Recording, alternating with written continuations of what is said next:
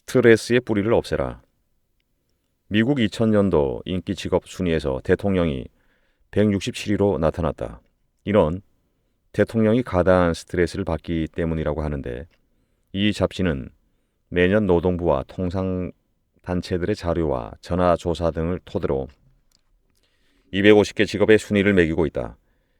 인기 직업 순위 1위는 1999년 17위였던 전문재산 관리자가 차지했으며, 가장 호감도가 낮은 직업은 어부인 것으로 조사됐다.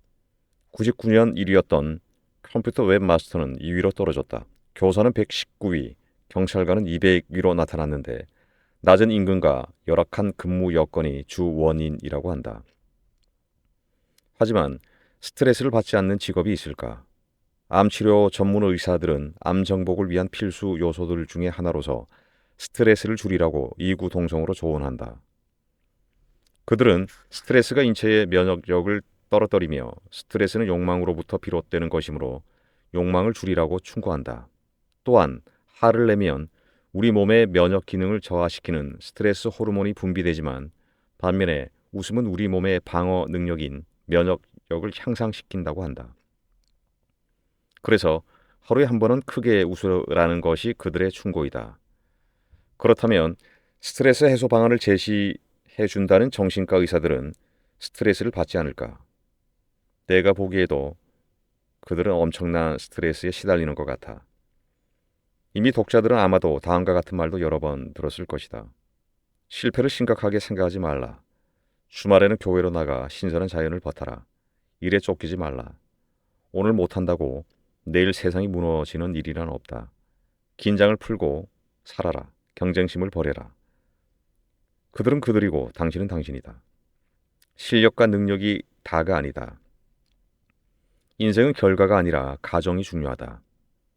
건강을 생각하며 운동을 하라. 운동은 당신이 생각하는 그 어떤 일보다도 중요한 것이다. 자주 친구들과 만나 웃고 떠들며 놀아라. 그것이 정신 건강에 좋다. 느긋하게 천천히 살아라. 그것이 스트레스를 피하는 길이다. 독일 풀다의 한 대학에서 건강학을 가르치고 있는 페트 악스트 교수 역시 내과 의사인 딸과 함께 게으름의 즐거움에 관해라는 책에서 마라톤을 하는 대신 해먹에 누워, 해먹은 다라멘 그물 침대입니다.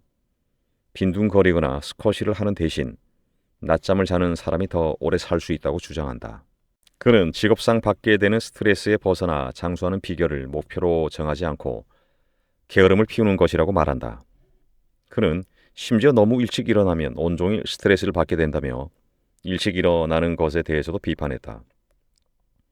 그러나 독자들이 이런 조언에 충실히 따르며 살아간다면 장담하건대 몇 년 후에 건강한 신체를 갖게 될지는 모르겠지만, 아마도 하고 있는 일은 망한 지 오래이거나 아니면 직장에서 이미 해고되어 구직 이력서를 서너 통 언제나 준비하여 갖고 다니는 몸 튼튼한 실업자가 되어 있을 것이다. 그래도 건강이 최고라고, 건강을 잃으면 모든 것을 다 잃는다고 맞는 말이기는 하지만, 그렇다고 해서 건강을 지키면 모든 것을 다 갖게 된다는 말은 아니지 않는가. 자, 문제의 핵심을 살펴보자. 왜 스트레스가 생기는가? 어떤 문제가 발생하기 때문이다. 그 문제는 어디서 발생하는 것인가? 일이나 인간관계에서 발생한다. 스트레스는 일이나 인간관계에서 발생한 문제가 풀리지 않아서 생기는 것이다.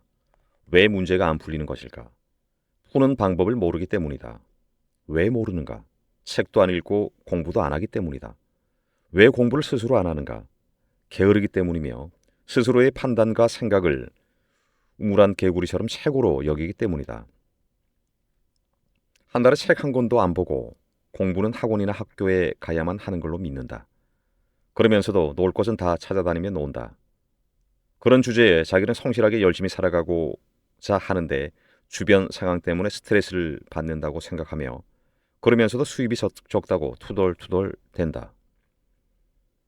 문제가 있으면 문제를 해결하고자 덤벼드는 것이 올바른 태도이다.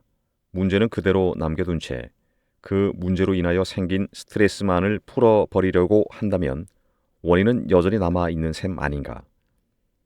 휴식을 충분히 갖고 쉬라고? 웃으라고? 한 달을 바닷가 해변에서 뒹굴어 보아라. 백날을 하하호호 웃어 보아라. 문제가 해결되는가? 웃기는 소리들 그만해라. 기억하라. 제초제를 뿌리는 이유는 뿌리를 죽이기 위함이다. 뿌리를 살려두는 한 잡초는 다시 살아난다. 스트레스를 가장 없애는 확실한 방법은 역시 스트레스를 주는 문제의 원인을 파악하고 그 원인을 뿌리채 뽑아 버리는 것이다. 장담하건대 그 모든 원인은 일이나 인간관계에서 발생한 문제를 어떻게 해결하여야 하는지 모르는 당신의 무지 그 자체이다. 즉, 외부적 상황 때문에 스트레스가 생기는 것이 아니라 그 외부 상황을 어떻게 해야 헤쳐나가는지를 모르고 있는 당신의 두뇌 속 무지 때문에 생긴다는 말이다. 그리고 그 무지함의 뿌리는 바로 게으름이다. 스트레스를 해소한답시고 빈 맥주병을 쌓아가지 말고 문제를 정면으로 돌파하라. 절대 회피하지 말아라. 책을 읽고 방법론을 찾아내라. 그게 바로 스트레스를 없애는 제소제이다. 친구들과 상의하는 짓도 그만두어라.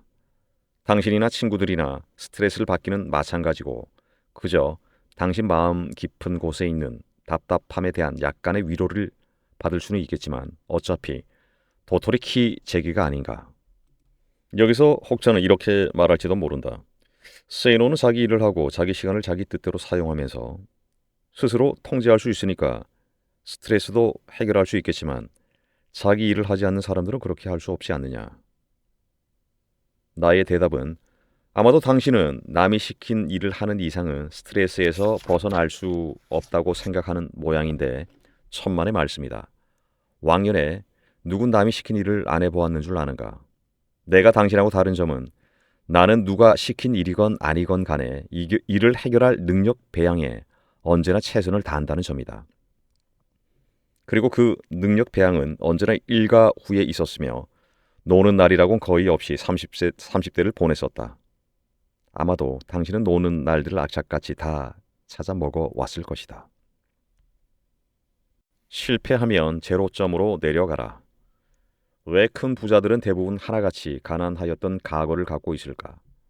어째서 중산층 이상의 가정에서 태어나 부자가 된 사람들보다는 하류층에서 태어나 더 큰 부자가 된 사람들의 수가 압도적으로 많은 것일까? 여러 가지 이유가 있겠지만 중요한 사실은 가난을 일찍 경험한 사람들은 가난하였던 생활 수준이 출발점이었기에 그곳으로 언제라도 되돌아가는 것을 부끄럽지 않게 생각한다는 것이다. 그들은 일이 잘못되어 가고 있던 것을 모두 다 날리는 실패를 당하게 되어도 제로점으로 되돌아가 새 출발을 할 줄 안다. 수없이 많은 부자들이 사업이나 투자에서 실패하거나 홍수나 화재 등으로 전 재산을 날렸다가도 재기에 성공하는 이유가 바로 거기에 있다. 그러나 중산층 이상의 가정에서 자라난 사람들은 대부분 그런 어려움이 닥칠 때 제로점으로 가려고 하지 않는다. 제로점에서 출발하였던 경험이 없는 그들에게 제로점으로 가는 것은 되돌아가는 것이 아니라 개척하여야 하는 미지의 불안한 공포로 비춰지기 때문이다. 그리고 바로 그 이유 때문에 그들은 실패에서 헤어나지 못하며 실패 자체를 너무 두려워하다 보니 되는 일도 별로 없게 된다. 나는 중학교 3학년 말 이전까지는 넉넉한 환경에서 살았으나 그 이후에는 허름한 적산가옥. 적산가옥은 일제시대 일본인들이 살았던 집입니다. 적산가옥의 2층 단칸방에서 가족 7명이 살았다. 고교 시절에 아버지가 돌아가시고 난 뒤에는 가만히가 문 가리개 역할을 하는 재래식 변소를 주인집 식구들과 같이 사용하는 그런 곳에서 월세로 전 가족이 살았다. 그 변소는 여름에는 파리 구데기들이 덕실대는 모습이 적나라 하였고 노크라는 것 대신에 인기척을 내야 하였던 그런 곳이었다. 집주인은 시장에서 순대를 파는 부부였는데 가게를 갖고 있던 것도 아니고 그저 순대를 작은 손수레에 끌고 다니며 파는 그런 수준이었다. 그 주인이 사는 집이라는 것도 높이 1m 수준의 낮은 판잣집이었으며 매일 순대 삶는 냄새가 진동하였다. 높이가 그렇게 낮은 이유는 높이 1m 미만은 건물로 보지 않기 때문에 철거를 당하지 않는다는 것이었다. 나는 그런 곳에서 벌레처럼 살았다. 그 다음은 서울역 앞 양동의 쪽방 등 몇몇 곳을 더 거치게 되지만 가정집 차고에서도 살았었다. 나는 몇 년을 그런 곳들에서 혼자 살았고 주거 환경을 좀 더 나은 곳으로 바꾸려는 시도는 한 번도 하지 않았다. 차고 한 칸에 불과한 좁은 공간이었지만 예전보다는 훨씬 더 나아진 환경이었기 때문이다. 그저 보유 자금을 불리는 데만 관심을 두었다. 그러다가 28세에 집을 샀지만 1년 후 다시 빈털터리가 되었고 빚은 약 3천만 원 정도 가까이 있었다. 당시 서울 아파트 한 채 값이었다. 나는 제로점으로 되돌아갔다. 당시 나는 주로 번역 일에서 수입을 얻었는데 번역 사무실 한 기퉁이에서 먹고 잤던 것이다. 부자로 살고 있는 지금도 내가 만에 하나 무슨 잘못 때문에 재산을 다 날리게 되어 빈털터리가 된다면 즉시 나는 가족을 이끌고 제로점으로 내려갈 것이다. 그곳은 판잣집일 수도 있고 남의 집 차고일 수도 있으며 쓰러져 가는 무허가 비닐하우스일 수도 있다. 나의 아내는 내가 빈털터리가 되어 망해버렸는데도 넥타이를 계속 걸치고 양복을 입고 다니면서 다단계 판매나 보험 영업 같은 것을 하며 품위를 유지하려고 하는 그런 사람은 아니라는 것을 잘 안다. 아내는 내가 즉시 작업복을 입고 시장에서 노점이라도 할 것이라는 것을 철저하게 믿는다. 실제로도 그렇다. 나는 언제라도 제로점으로 되돌아갈 수 있다. 결혼하기 전 아내에게 이런 말을 해줬다. 나는 틀림없이 부자로 산다. 돈의 생리와 부자가 되는 비결을 알기 때문이다. 아내는 그 당시 나에게 빚이 아파트 한 채 값인 3천만 원 정도 있었기에 그 말을 믿지 않았다고 한다. 아내는 순전히 내가 음악을 좋아하는 시티보이라는 이유 때문에 나와 결혼하였다. 둘째 딸이 태어났을 때 이미 나는 자가용 기사를 거느리고 있었고 아내에게 이런 이야기를 하였다. 나는 틀림없이 앞으로 더더욱 부자로 산다. 나는 딸들에게도 그 비결을 알려주고 싶다. 그 비결 중 하나는 낮은 곳에서 살 줄 알아야 한다는 것이다. 그러므로 애들이 중학교 수준이 되면 아빠가 갑자기 망했다고 하고 거짓으로 재산을 몽땅 차압당하는 것으로 연극을 꾸미자. 그리고 판잣집으로 이사가서 단칸방 생활을 하자. 너는 파출부를 하는 것으로 하고 나는 길거리에서 노점을 하는 것으로 하자. 이름이 어떨까? 우리 둘은 허름한 옷을 입고 매일 아침 판잣집에서 나와 숨겨놓은 진짜 집에 가서 낮에 있다가 저녁에는 다시 애들이 있는 판잣집으로 돌아가자. 물론 애들에게는 돈이 전혀 없는 듯 처신하고 등록금은 일부러 늦게 주자. 맛있는 것이 먹고 싶으면 우리끼리 몰래 밖에서 외식하고 들어가서 딸들에게는 수제비나 먹이자. 봉투 붙이는 일 같은 것도 가져와서 딸들에게 시키자. 이러한 계획은 아내의 반대로 인하여 실제로 실현되지는 못하였고 당시 아내는 내가 농담하는 줄로 알았다고 한다. 그 대신 딸들에게 이 세상에서 대가를 얻는 방법에 대하여 가르쳐 왔지만 그럼에도 불구하고 낮은 곳에서의 삶을 체험하여야 나중에 경제적 문제에 부딪혔을 때 지혜롭게 헤쳐나갈 수 있음을 나는 지금도 믿는다. 중산층이나 상류층에서 태어나 비교적 안정된 환경에서 자라난 사람들은 실직이나 투자 실패 등으로 인한 경제적 곤란을 겪게 되면 대부분 빚을 내려고 한다. 그러면서 그들이 살았던 생활 수준보다 현저하게 낮은 곳으로는 내려가려고 하지 않는다. 바로 그것이 문제다. 예를 들어 2억 원대의 30평형 자기 아파트에서 살던 사람이 주식 투자나 사업에 실패하여 빚이 1억 정도 생기게 되면 그 집을 팔아 빚을 갚고 이후 1억 원을 갖고 전세를 구하되 가능하면 비슷한 규모의 집을 구하려고 하며 이때 전세금이 모자라면 또다시 빚을 얻는다. 심지어 어떤 사람은 집은 그대로 놔두고 빚을 안고 살아간다. 그러니 빚에서 헤어나지 못하며 버는 족족 이자의 원금을 갚아 나가니 사는 재미도 느끼지 못한다. 왜 그들은 생활 수준을 저 낮은 곳으로 던져버리는 생각을 하지 않는 것일까? 내 주변에 9천만 원의 전세를 살면서 빚은 1억 원을 지고 있는 30대 중반의 사람이 있었다. 그는 연봉 2천만 원대의 봉급 생활자였다. 이런 경우 사람들은 진퇴양난으로 생각하지만 나는 그렇게 생각하지 않는다. 내가 권유한 방법은 있는 것을 다 처분하여 빚부터 갚고 달동네 월세방 하나로 옮기라는 것이었다. 그는 그런 판잣집에서 어떻게 애들하고 산단 말입니까? 라고 항변하였다. 나의 대답은 이랬다. 웃기는 소리 하지 말아라. 너는 지금 연봉의 절반 이상을 이자로 지불하고 있다. 지금과 같은 방식으로는 평생 빚에서 헤어나지 못한다는 것을 자기 자신도 알 것이다. 너에게 보이는 해결책은 일확천금이기에 복권이나 주식 같은 것에 눈이 시뻘개지지만 천만의 말씀이다.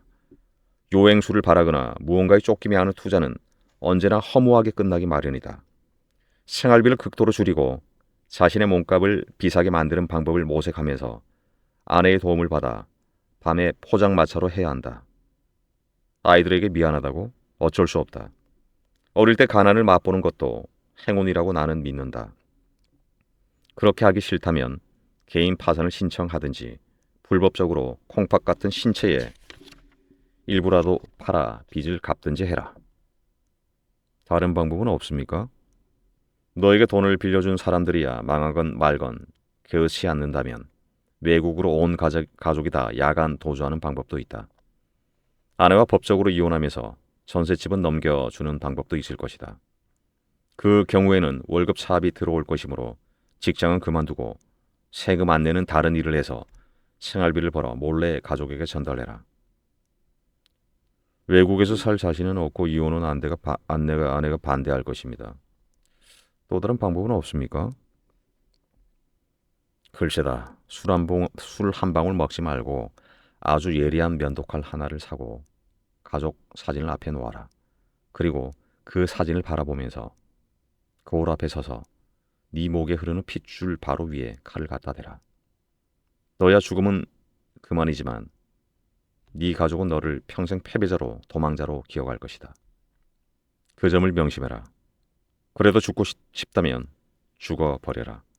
그러나 죽은 뒤 그런 식으로 기억되고 싶지 않다면 죽을 각오로 처음부터 빈손으로 다시 시작해라. 판잣집으로 가서 월세살이를 하란 말이다. 5년만 지나면 모두가 너를 자랑스럽게 생각할 것이다. 외의 재산을 갖고 이민을 간 사람들보다는 빈털터리로 이민을 간 사람들이 그 낯선 땅에서 성공하는 경우가 더 많은가?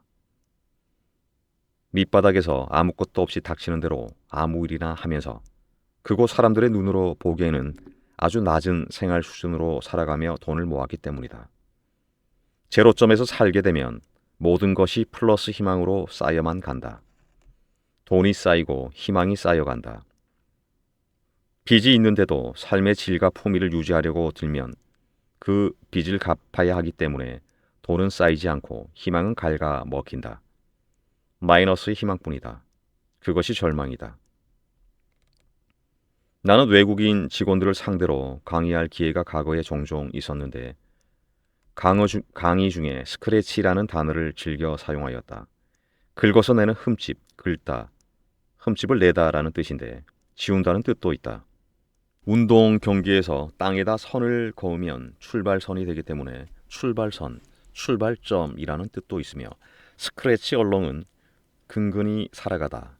플럼 스크래치는 출발점에서 맨 처음부터 위에서라는 의미이며 스크래치 업은 돈 같은 것을 긁어 모으다, 푼푼히 저축하다라는 뜻이다. 미국 서구에서는 돈이라는 뜻도 있다. 내가 말한다. 경제적으로 실패하였다면 저 아래 낮은 곳으로 내려가라. 체면 때문에 그러지 못한다고 그 체면에 흠집을 내라. 그 체면에 스크래치를 내라. 출발점을 저 낮은 곳에 다시 끄어라. 당신이 놓치려고 하지 않는 생활 수준이라는 것을 지워버리고 새로운 출발점에서 무에서 근근히 살아가면서 돈을 모아라. 그러면 돈이 쌓이게 된다. 이것이 실패로부터 탈출하는 비결이다. 스크래치 하라. 미래를 미리 계산하지 마라. 19세기 말 프랑스의 사회학자 에밀 드르갱은 자살론에서 자살을 세 가지 유형으로 구분하였다. 자신이 속한 사회의 집단에 통합되지 못하기 때문에 소외감이나 우울증으로 하게 되는 자살, 즉 이기적 자살이다. 그리고 자신이 속한 집단에서 지나치게 융합 결속되어 집단을 위해 희생적으로 하는 자살, 즉 이타적 자살이다. 개인이 사회에 대한 적응이 갑자기 차단, 와해되면서 삶의 기준을 상실할 때 발생하는 자살, 아노미 자살, 바로 그것이다. 그러나 대부분의 자살은 아마도 이기적 자살과 아노미 자살이 혼합된 것인 듯 싶다. 자살에 대한 이야기를 서두로 꺼낸 것은 내가 20대 초에 그런 경험이 3번 있기 때문이다. 약을 먹기도 했지만 며칠 후 깨어난 적도 있고 손목에 면도칼을 깊게 긋기도 했는데 깨어보니 병원 응급실이었고 그 덕에 정부에서 운영하는 정신병원에 강제로 보내지기도 했다. 군 제대 후 압구정동에서 일어났다. 우연히 그곳을 부잣집 여자친구가 지나가다가 그녀에게 물어보았다. 너는 결혼 후 어떤 곳에서 살고 싶으냐고 말이다. 그녀의 대답은 얼마 전 결혼한 막내 언니가 20평에서 사는 게 좀 좁게 느껴지므로 자기는 30평 정도가 되면 좋겠다는 것이었다. 나중에 그 동네 아파트 가격을 알아보았더니 30평은커녕 가장 작다는 20평 아파트의 전세조차도 나로서는 평생 못 가질 것이었다. 남산 꼭대기에서 바라다 볼 때 수없이 널려있는 그 아파트들 중 정말 단 하나도 내 것이 된다는 것은 정말 영원히 불가능해 보였다. 그게 벌써 근 30년 전 이야기다. 10몇 년 전 음향기기 사업을 했을 때 왜 그랬는지 기억이 나지 않지만 고아 출신의 한 젊은 직원을 고층 건물 옥상으로 데리고 올라가서 밤거리를 보여주면서 저기 저 성냥갑 같은 수많은 아파트들 중에서 네가 들어가서 쉴 곳이 하나도 없어 보이지? 라고 물은 적이 있었다. 내가 과거에 그랬듯이 그 역시 같은 생각에 절망하고 있었다. 어쩌면 당신도 강남의 수많은 아파트들을 바라보며 그렇게 절망할지 모른다. 그리고 그날 밤 나는 그에게 많은 이야기를 해주었다. 그는 내 밑에서 3년 정도 일을 어떻게 하는지를 배웠고 그 뒤 독립하여 줄곧 용산에서 1인 사업을 하며 5, 6년 전 결혼도 하고 아파트도 장만했다는 말을 들었다.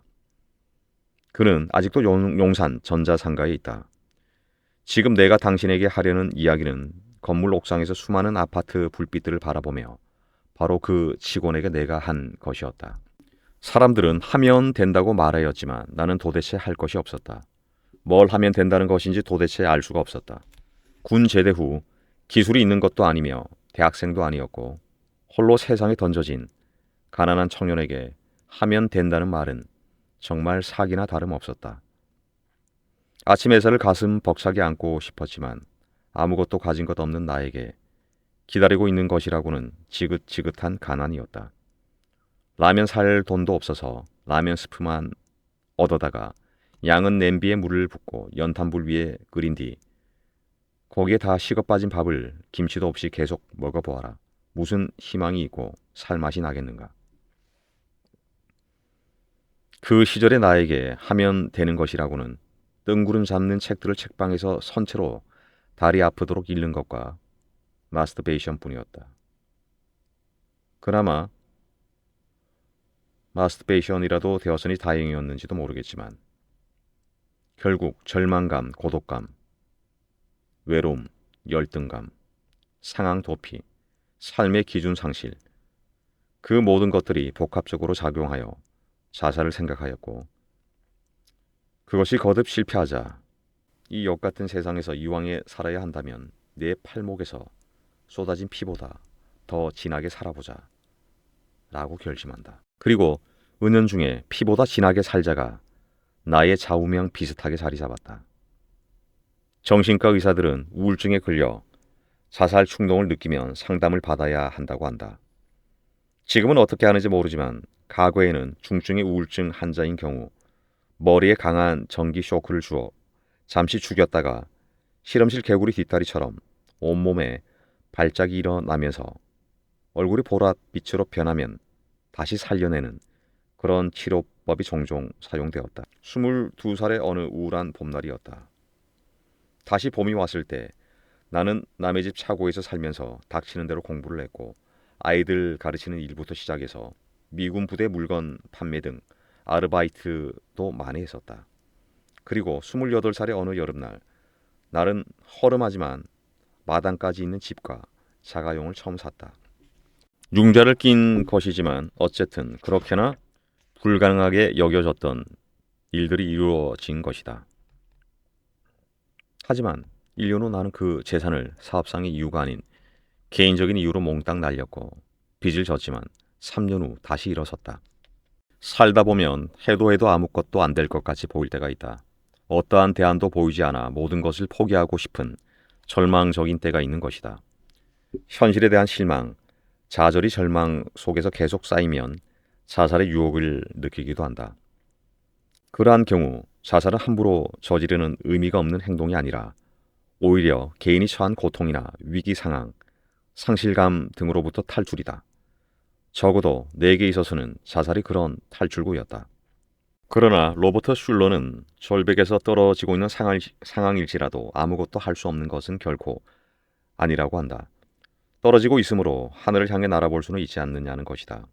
나 역시 그렇게 떨어지던 중 비쩍 마른 두 팔로 온 힘을 향해 세상 속으로 날개짓을 시작하였을 뿐이다. 추락하는 것에는 날개가 있다. 이 말을 그래서 나는 좋아한다. 추락해보지 않은 사람은 그런 날개짓을 할 줄 모른다. 다행스럽게도 절망의 골짜기에는 밑바닥이 없다. 아무리 깊이 떨어져도 우리를 산산조각으로 부서뜨릴 절망이란 이 세상에는 없다는 말이다. 우리를 파괴시키는 것은 우리 자신일 뿐이다. 마약 중독자들의 일상을 그린 영화 트레인스포팅에서 주인공 마크 랜턴은 이렇게 말한다. 삶을 선택하라. 직업을 선택하라. 미래를 선택하라. 가족을 선택하라. 빌어먹게 큰 텔레비전을 선택하라. 세탁기, 자동차, CD 플레이어, 그리고 일요일 아침마다 교회에 나가 회개하는 삶을 선택하라. 빌어먹을. 하지만 내가 왜 그런 것을 원해야 하지? 렌트는 평범한 사람들의 평범한 삶을 비웃는 듯 보이지만 그의 독백 속에는 학벌이나 돈, 능력도 없으므로 평범하게 살래야 살 수도 없지 않느냐는 절망이 근저에 깔려 있다. 그는 대안으로 마약을 선택하였을 뿐이다. 트레인스포팅은 영국에서 기차가 처음 생긴 지 얼마 되지 않았을 때 생긴 말로 사람들이 기차역 플랫폼에 모여 역으로 들어오는 기차의 번호를 맞춘다는 게임을 뜻한다. 이 영화의 극작가 존 호지는 이런 게임을 하는 사람들, 즉 트레인스포트는 혼돈으로 가득 찬 이 세상에서 무엇인가를 바로 잡아야겠다는 행동 양태를 가진 사람을 일컫는 것일 수 있으며 이는 영국 젊은이들뿐만 아니라 현지를 사는 모든 젊은이들의 모습이라고 하였다. 결국 트레인스포팅은 삶은 우리에게 달려오지만 우리는 삶의 번호를 알지 못하며 다만 번호를 맞추는 게임을 할 뿐이라는 의미를 던져준다. 우리는 왜 절망하는 것일까? 미래의 상황을 현재의 처지에 비추어 미리 계산하기 때문이다. 지금 인류대를 못 다닌다고 해서 10년 후에 성공하지 못할 것이라고, 지금의 빚을 5년 후에도 못 갚을 것이라고, 지금의 봉급으로는 평생 남들처럼 못 살 것이라고 미리 계산하여 체념한다. 지금 가난함으로 평생 가난하게 살 것이라고 미리 계산기를 두들겨 대면서 미래의 삶에 절망적인 번호를 매기고 만다. 내가 그랬듯이 말이다. 하지만 지금 상황이 이러저러 하므로 5년 후, 10년 후에도 이러저러 할 것이기에 희망이 없다고. 너무 계산이 빠른 것 아닌가? 점쟁이도 자기 미래는 모르는데 어떻게 감히 신의 영역인 미래를 스스로 투시하고 미리 계산할 수 있다는 말인가? 부자가 되려면 미래 방정식에 지금의 처지를 대입하면 절대 안 된다. 결코 그런 짓을 하지 말라. 트레인스포팅 게임처럼 우리에게 달려오는 삶의 번호는 아무도 모르기 때문이다. 옛날 중국 순추 전국 시대에는 논두렁에서 군사를 일으켜 일약 군왕이 된 자가 있는가 하면 시장 거리에서 춤추던 무희가 하루아침에 항우가 되는 일도 비일비재하였지 않은가. 돈크라이 폼이 아르헨티나의 주인공 에바 페론 역시 술집 종업원에서 아르헨티나 대통령의 영부인이 되지 않았던가. 그렇게나 절망적이었던 내가 부자로 살 것이라고는 누구도 생각하지 못한 일이었다. 흔히 이야기하듯 사람 팔자 시간 문제이다. 그러므로 미래를 미리 계산하여 절망하는 어리석음을 버리고 그저 이 순간부터 당신의 미래 언젠가에 무슨 일인가가 새로 일어날 수 있도록 책을 읽고 지식을 축적하라. 절대로 내가 이걸 배워서 어디다 써먹겠어. 내가 이렇게 한다고 해서 무슨 소용이 있겠어. 하는 따위의 생각은 추호도 갖지 말라. 그것 역시 미래 방정식에 현재의 시간을 대입시키는 어리석은 짓이며 패자들이 즐겨 사용하였던 핑계에 지나지 않는다. 단 조건이 있다. 뭘 배우든지 간에 뭘 하든지 간에 미친 듯이 피를 토하는 마음으로 제대로 하여라. 그렇게 할 때 미래는 그 암흑의 빗장을 서서히 열어주기 시작할 것이며 조만간 그 빗장 너머에서 비춰지는 강렬한 태양빛 아래에서 당신은 감격의 눈물을 흘리게 될 것이다. 이미 그렇게 몇 년째 살아왔음에도 변화가 없다면 당신은 그저 삶의 번호를 잘못 찍는 바람에 길을 잘못 들었을 뿐이다. 그 잘못된 길에서 절망하지 말고 빨리 깜빡이를 켜고 길을 바꾸어라. 내 말을 믿어라. 거기서 새 삶이 무섭도록 빠르게 달려온다. 정말 그렇게 되느냐고? 수많은 사례가 있지만 하나만 이야기하자. 신문에 컬럼을 기고를 할 당시 절망감이 가득 찬 독자로부터 메일을 계속해서 받았다. 이른바 괜찮다는 대학의 인문학과를 나왔지만 이혼하여 혼자가 된 상태에서 뚜렷한 기술이나 직업도 없는 30대 초반의 독자였다. 그저 막연한 생각으로 약대나 한의대에 다시 가려고 하였지만 실패하였고 게다가 중고생을 부업 삼아 가르치면서 모은 얼마 안 되는 돈마저 주식 투자로 다 날렸었다. 몰락한 집안을 이끌어 가야 하는 그런 처지였다. 답변 메일에서 나는 생각의 방향 전환을 강조하면서 부업 삼아 하던 가외 일에 미칠 것을 권유하면서 프로가 되는 법을 구체적으로 상세하게 알려주었고 그 독자는 내 지시대로 하겠다고 하였다. 나는 내게 메일을 보내는 모든 독자에게 똑같은 친절을 베푸는 사람은 결코 아니다. 절대로 나에게서 개인적인 친절함은 기대하지 말라. 그럼에도 불구하고 그는 즉각 내 말대로 하는 것이 아니라 계속 머뭇거리면서 내게 이런 저런 질문을 던졌다.